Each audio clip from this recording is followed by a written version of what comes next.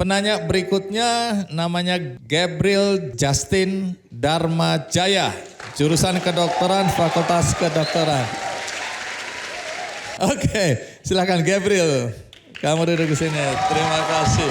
Terima kasih. Silakan duduk Gabriel. Aku baru tahu kenapa dia yang ngeplokingnya banyak. Kenapa? Begitu salaman sama Bang Andi. Kenapa? Tongkrongannya agak beda. Ay, silakan dilanjut lah. Menteri Kesehatan kok main fisik. Oke, mungkin saya ada perwakilan dari mahasiswa kedokteran dari Fakultas Kedokteran Universitas Pelita Harapan, Pak. Saya sebagai koas di sini. Mungkin saya akan membahas mengenai bagian yang sedikit lebih bagian medisnya, Pak. Mungkin saya akan mengulang ini, akan memandangnya lewat flashback sedikit, Pak. Jadi beberapa lama ini, beberapa waktu lalu, sempat ada kejadian di mana ada ratusan, bahkan ribuan, Pak, program pendidikan dokter spesialis atau teman-teman yang kami pahami itu adalah PPDS, itu mengalami gangguan mental, Pak. Baik itu depresi, gangguan kejiwaan, stres, burnout, dan kawan-kawannya itu, Pak.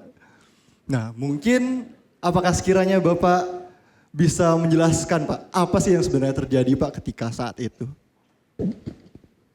Koas itu mau habis dokter umum ya? Belum, Pak, sebelum dokter umum. Sebelum dokter umum, ditaruh di rumah sakit ya? Ditaruh di rumah sakit. Yang ngelatih siapa? Dengan pengawasan, Pak. Hah? Enggak, yang ngajarin siapa? Yang ngajarinnya? Ngajarin kami semua di bawah bimbingan dari dokter spesialis langsung, Pak. Dokter spesialis langsung. Oh jadi mirip-mirip? Waduh. Suka diminta ngurusin laundrynya senior nggak? Untungnya di sini tidak ada, Pak. Oh ini nggak ada.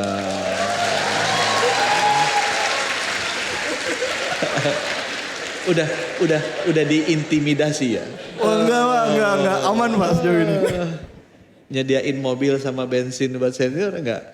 Enggak, Pak. Enggak. Oh. Ngumpulin uang buat bayarin itu lapangan bola sama makanan? Tidak ada, Pak, tidak ada. Makanan di rumah sakit mana koasnya? Saya di rumah sakit Siloam, Bapak, di gedung B-nya, Bapak. Enggak usah urunan bayar makanan suster-suster senior sama dokter? Enggak? Tidak ada, Bapak. Nah, nanti kita keluar ke belakang nggak ada yang baju batik ini kita ngomong. Oh gitu. Karena bayar udah mahal juga ya. Saya taunya dari mereka sih. Jadi sebenarnya kenapa taunya? Karena mereka itu yang ngomong. Jadi yang ngomong deh ya, jujur ya, yang ngomong itu orang tuanya. Orang tua menteri yang anaknya dokter banyak. Menteri kan nggak mungkin bohong ke saya dong, gitu kan? Apalagi yang menteri-menteri yang benar-benar, Mas, itu anak saya mboknya, gitu kan? Begini. Tapi dia bilang jangan ngomong ke Menkesnya. Nanti kalau ngomong dia takut. Buat saya, kalau orang takut ngomong, itu tahu nggak di mana? Itu di negara komunis, gitu. Karena begitu ngomong ditembak, gitu kan? Jadi ini takut ngomong. Jadi yang ngomong bisik-bisik tuh ibunya. Habis ibunya ngomong, kita panggil dong. Kan Menkesnya suka aja gitu. Kita kumpulin beberapa PPDS. Tanya, pertama kan gak berani ngomong kan. Udah kasih nomor WA. Mulai masuk tuh data kan. Pak saya gak enak ngomong, nanti dilaporin sama teman saya. Tapi begini. Ya udah. Saya pertama kali manggil tuh teman-temannya Pak Rektor. Udahlah, masa sih kayak begini sih. Dan saya kan bankir, jadi bankir sebelum ambil keputusan diperiksa dulu kan. Benar gak sih mesti ngumpulin uang? Berapa sih ngumpulin uangnya? Jutaan, puluhan juta, ratusan juta? Mana bukti transfernya? Kita dapat kan? Mesti kerjanya ngapain aja? Oh mesti nyiapin mobil, kita foto kan kalau ada mobilnya. Mesti isi bensinnya, foto isi bensinnya. Mesti nyediain makanan sampai kadang-kadang satu angkatan tuh punya satu rumah sendiri isinya segala macam tuh super mie lah apa segala macam alat-alat obat-obatan yang dibeli foto juga. Mesti ngurusin main bola, kita foto juga main bola. Jadi data-data udah lengkap, guidance-nya aja udah lengkap itu datanya. Digantiin gitu kan, kalau PPDS kan yang praktek nggak pernah dokter senior. Jadi saya tuh bayar gaji ini nggak praktek, dia prakteknya di swasta. Nanti PPDS yang kerja gitu kan, nanti dibayar ke sana. Oh itu kan semuanya udah lengkap data saya. Jadi aku bilang udah jangan, nggak didengar kan. Itu bukan wewenangnya Menkes, yang lain. Ya saya sebenarnya nggak terlalu masalah waktu itu sampai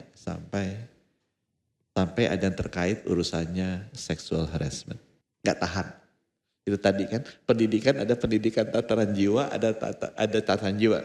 Jiwa saya berontak kalau sudah dipaksa untuk melakukan itu. Aku cari, aku audit, dapat semua tuh. Jarkom, jaringan komunikasi itu. Di setiap fakultas ada tuh kata-katanya kasar, racist. Waduh, aku bilang. Jadi aku bilang ini nggak benar.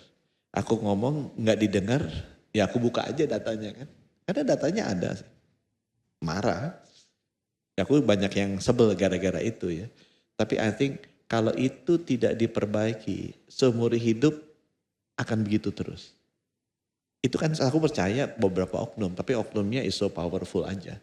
Dan itu harus diberesin lah kata aku. Udah gak zamannya sekarang seperti itu. Ini tidak boleh dibiarkan. Kalau ini kita nggak tegas sekali, nanti ini akan terus menerus jalan dan ini udah puluhan tahun dijalanin, ini harus dipotong. Indonesia tuh lemah dalam hal mendisiplinkan. Ya. Saya sekolah Katolik ininya, walaupun saya orang Muslim ya, tapi ini kan bule dulu paternya. Itu disiplin ya.